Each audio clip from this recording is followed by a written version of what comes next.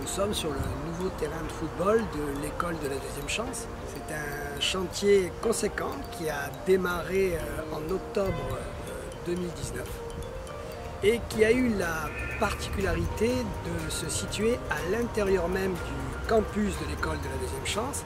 C'est un chantier qui a duré jusqu'en juillet 2020. On a remarqué pour ce chantier 7 grands moments. Le premier grand moment, ça a été cette phase préparatoire de mise en place du chantier. La deuxième phase consistait essentiellement à enlever l'ancienne pelouse synthétique. C'est un terrain qui fait 3750 mètres carrés de superficie, donc c'est une surface quand même très importante et ça a représenté 900 mètres cubes de déblai. Le plus important à mon sens, c'était le drainage. Il fallait arriver à drainer cette grande surface et vu la typologie du terrain, ce n'était pas évident. Il y a eu 600 mètres linéaires de tranchées qui ont été réalisées. Le quatrième grand moment s'est fait pratiquement dans la continuité du drainage. Il a fallu mettre en place un système d'arrosage, très important pour l'utilisation future de ce terrain de football. Ce système d'arrosage, c'est encore une fois 200 mètres linéaires de tranchées, des pompes immergées, c'est des câbles d'alimentation, donc de l'électricité, c'est des électrovannes, l'ensemble relié à une cuve de 8 mètres cubes qui permettra in fine l'arrosage de ce terrain de football. Le cinquième moment est le moment le plus spectaculaire. Le moment que tout le monde attendait, c'est la pose du nouveau revêtement.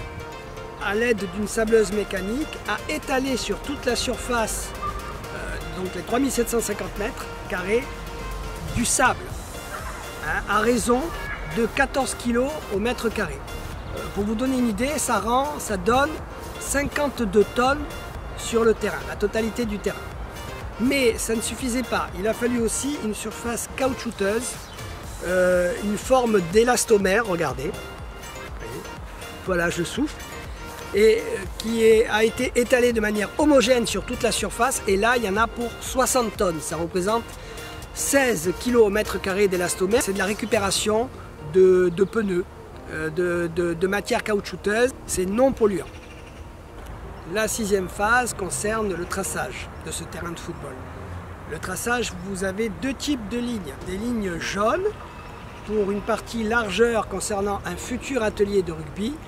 Et la plus grande partie, ce sont des lignes blanches qui concernent évidemment la partie foot, dédiée au foot directement. Pour vous donner un ordre d'idée, il a été réalisé plus de 1200 mètres linéaires de traçage. Et enfin la septième phase qui consistait à créer une piste d'athlétisme. Vous pouvez voir, c'est un enrobé de couleur noire, 3 pistes de départ, une longueur de 80 mètres, 70 mètres de course et 10 mètres pour la décélération, juste en face de vous. Les salariés des écoles de la deuxième chance, ainsi que toute l'équipe de direction, tiennent à remercier chaleureusement Robert Balestrieri, directeur de la DGAV, sans qui ce projet n'aurait pu voir le jour.